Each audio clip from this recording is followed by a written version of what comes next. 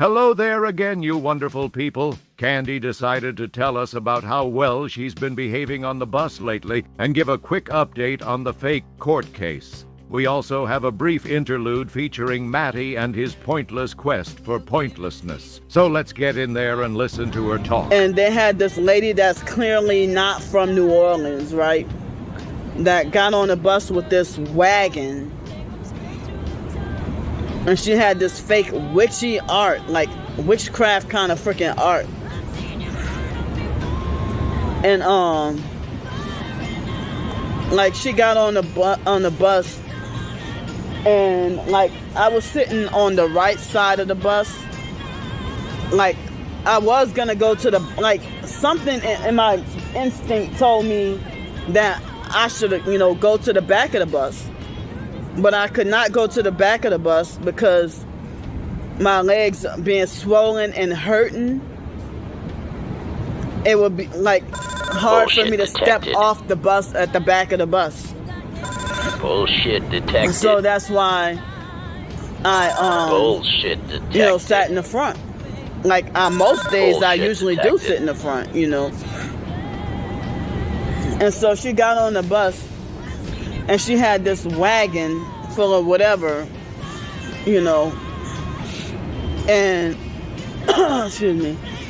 I think she was a perp planted there, and she was a perp planted there to get on the bus because I told y'all that because my phone being messed up and me not being able to film and record as much, I knew that they were going to try to set something up.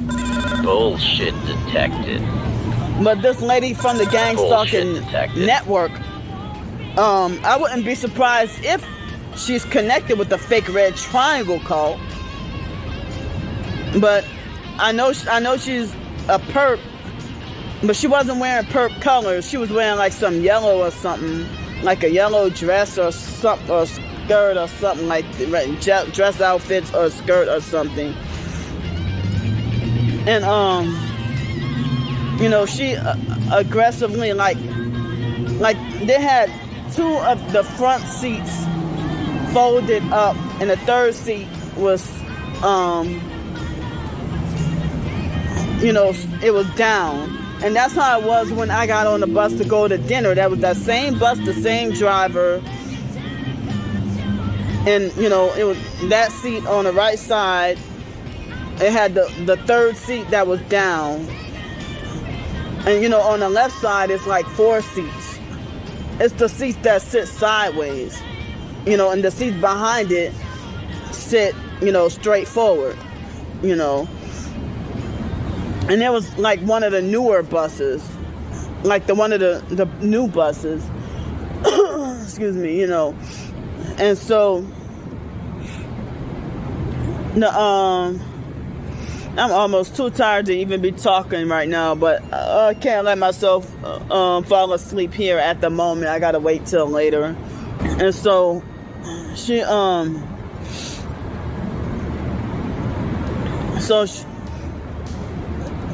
used the space where they had the other 2 seats. I have OCD and Tourette's and all that. If the gangs, in which I know the gang stalking network illegally fake planted her or paid her to come bring all that stuff on the bus and ride the dirty bus, and it's like she aggressively shoved her belongings into my painful legs. And I'm like, oh hell no. And she's like, you're gonna have to, because of my OCD and me not wanting people to touch me or whatever, I try to sit at, when I ride the bus and sit in the front, I kind of sit approximately like a 90-degree angle. Bullshit detected. To try to avoid the perps that come on the bus that want to bump into me on purpose or bump into me carelessly or recklessly and not watching what the hell they're doing or whatever. Or if they want to do it intentionally, So they had a fake crusty perp guy that I had like a small miniature little She goes situation off with him. on tangents related to other people she's had issues with on the bus. Anyone want to guess how long? We mean that literally because we honestly have only the foggiest of ideas. We just know we sped it up as fast as YouTube would go. And it still took fucking forever to get back to this story. So here's an opportune time to give updates on her BFF, Matty. As you know, he recently, let's describe this like it was a war, as opposed to some dude fleeing a mental health eval and Wi-Fi.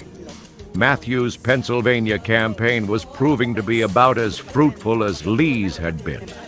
Except where Lee had the good sense to retreat, Matty has firmly planted his flag in the north, or so it would seem. As you may or may not know, he recently proposed terms for complete surrender. His mother's complete surrender. His mother's response was a much nicer version of the reply given by General Anthony McAuliffe when the Nazis suggested he surrender Bastogne. He said, "Nuts!" She simply said, "No," in a nutshell. More on that in this video if you missed it. His response was just as mature, intelligent, and level-headed as we've come to expect from good old Matty. He decided his real mom had been replaced with his current mom, based on his delusions and Grok's worthless affirmations.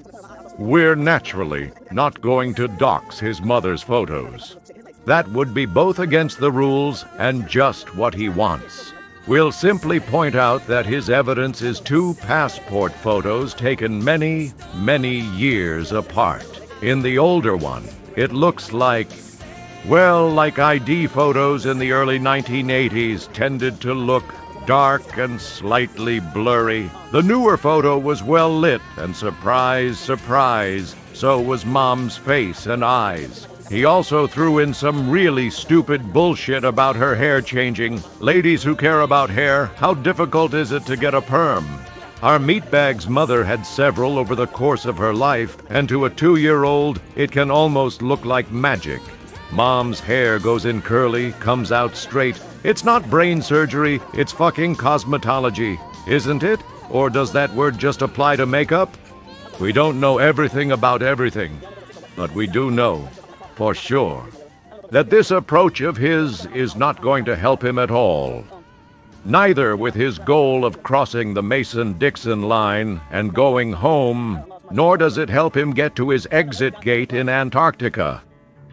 Suffice it to say, Matty was not happy when presented with reality and facts to prove his current quest to prove fake mommy was only making him look crazy.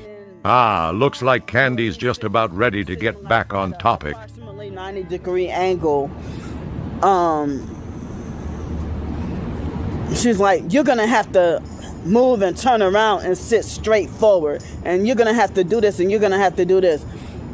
And I'm like, oh hell. When she came and put her stuff near me, like, and she was like, had her stuff like, you shove your stuff into my legs, and like being disrespectful or whatever. And then she, the bus driver told her she didn't pay enough fare, and she like made a big scene with the bus driver and talked about how any other time she rode the bus, they made her pay $1.25. And she's wondering, why are you trying to charge me? She said, any other time I rode this bus, I pay $1.25, and you charging me $2, and you're ghetto, and this and that, whatever. She called the bus driver ghetto, even though that bus driver is kind of one of the new ones, but I've had my issues with that bus driver as well, not a lot, but that bus driver, she's abusive, narcissistic, hard, and mean.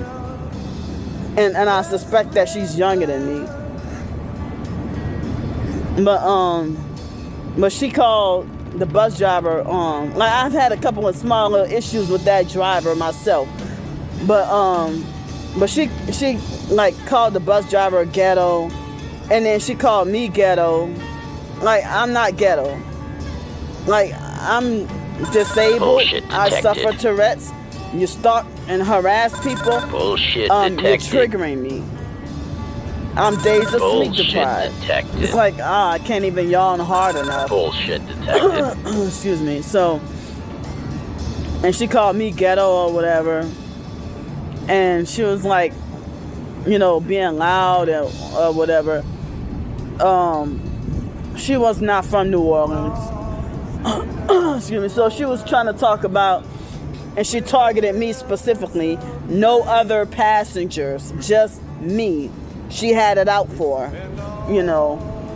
And then she tried to illegally sit directly across from me with all her fake poison shit, with her fake illegal witchcraft artwork, you know. And so I didn't want her fake, crusty, raggedy, dirty belongings touching me or my stuff, you know. But, you know, she tortured me and made me feel uncomfortable. And, you know, she was making a big scene on the bus. After I had enough, you know, she triggered my Tourette. Remember, I'm dazed of sleep deprived. She triggered my Tourette's and triggered for me to, you know, verbally lash out on her. And, you know, I wasn't even trying to kick her stuff, but I was trying to move it away from touching me. You know?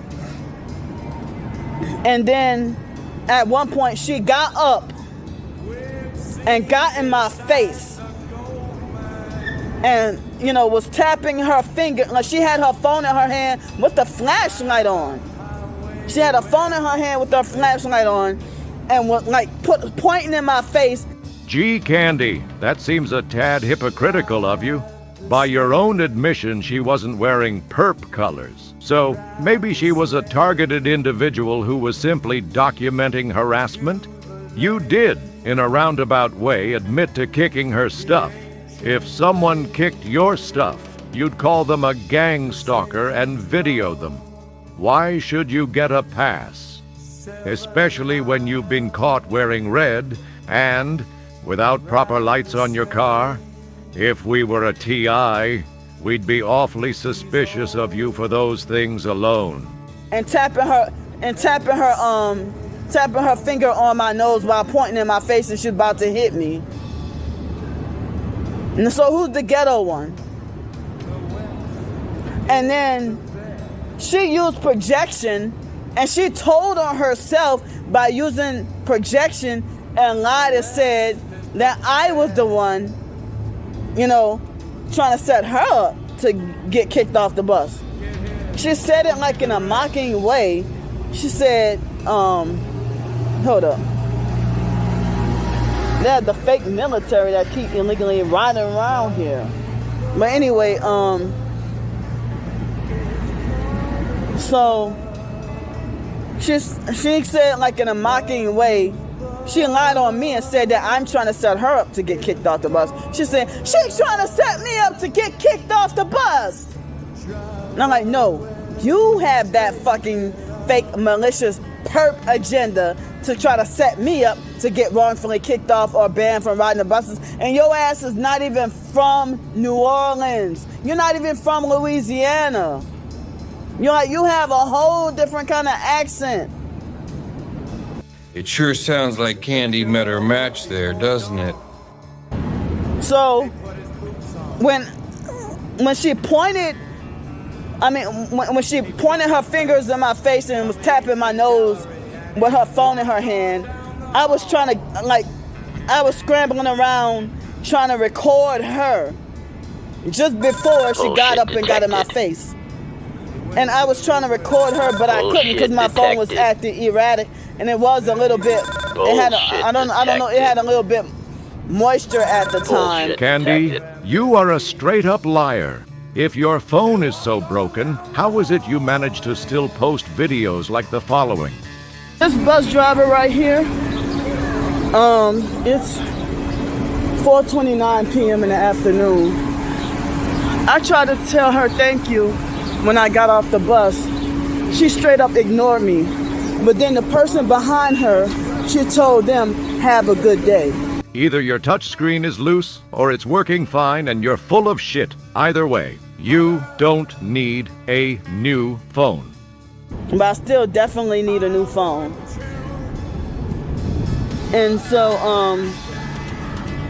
the bus driver yelled at her and said, ma'am, you cannot have your eventually, like, she did cause me to have an outburst, and it was like impulsively, but the Tourette's, not a premeditated, Okay, Candy, we're calling bullshit here.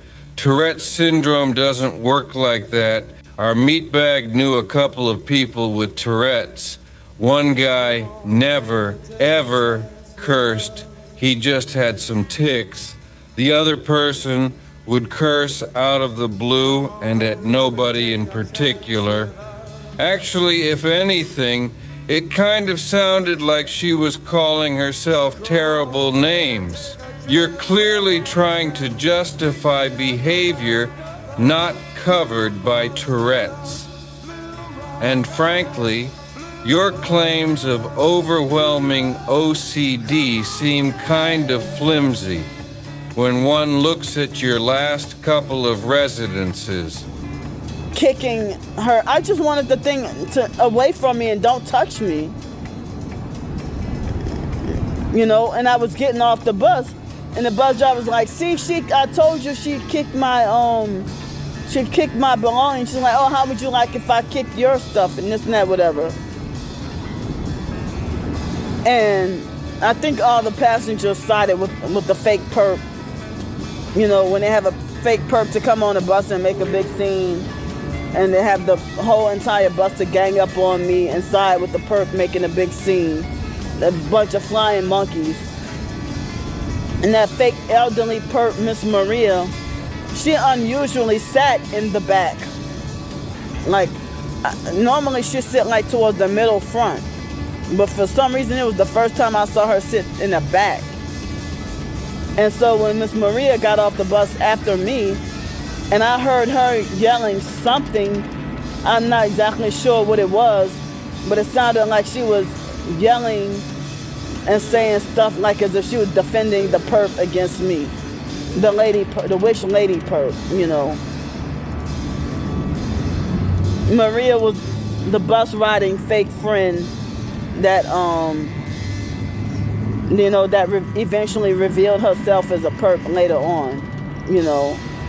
She recently revealed herself as I got my final confirmation that she revealed herself as a perp like back in March. So Miss Maria was yelling something and defending the perp against me. So I don't even know if the bus driver is, gonna wrongfully punish me, or if I don't know what's gonna be the outcome, but excuse me, it wasn't that I was trying to kick her stuff. I was just was trying to get it out of the way and I didn't want it touching me, Sure. So you kicked it away. Admit what you did, dum-dum. She set me up to accidentally, I didn't realize till after I got off the bus that my spray bottle accidentally fell on the floor on the bus, and I didn't realize till after I got off the bus and the bus driver had already pulled off. But yeah, a couple of weeks ago I had an incident with that bus driver, with her being in the way when I tried to get on the bus, and she was standing in the bus driver doorway with the plexiglass. I'm like, well, why are you blocking? You're the bus driver, and you're blocking. Oh, wow. She told this story last week, too. She must hate that driver, and it wouldn't surprise us if the driver she tried to film happened to be the same one. Anyway, we're gonna call this the Battle on Bus 5150. On to another part of this video from her destroyed phone. Court date sympathy baiting. Folks, we need to be clear on something. She doesn't just use the phony court date to tug purse strings. That's secondary. The whole point of this sham is to give her an excuse not to proceed with job hunting or Section 8. Listen to how she connects the two things. So now it's Thursday. It's 6 more days till the fake court date. And I mean, I don't know what I'm supposed to expect. But, you know, as I said, the jail and court situation is hindering me from moving forward in my life with attempts at job opportunities in housing. It's like holding me back from trying to see about job opportunities in housing. But y'all did this to sabotage my job opportunities, but then harassing me about every See day what about we how I should mean? go get a job. It's just an excuse now. So let's try to guess what fictional reason she'll come up with for why the quote-unquote trial will be put off again. She's already said the judge and cop missed days, so there's a strong chance she'll go for the hat trick and say her public defender was a no-show. But there's also the chance she could come up with something else, even more unlikely and stupid. She could invent a witness or say the judge gave her time to collect evidence. She could say someone died. Judge, prosecutor, cop, or public defender. Maybe the clerk. We think when she finally realizes that people have figured out her little game, she'll have the last court date be the one where she was found not guilty after all this time, despite proof she pled guilty. So if we had to pick one excuse, we'd say she plans on blaming her public defender, who she fired during the course of the actual case.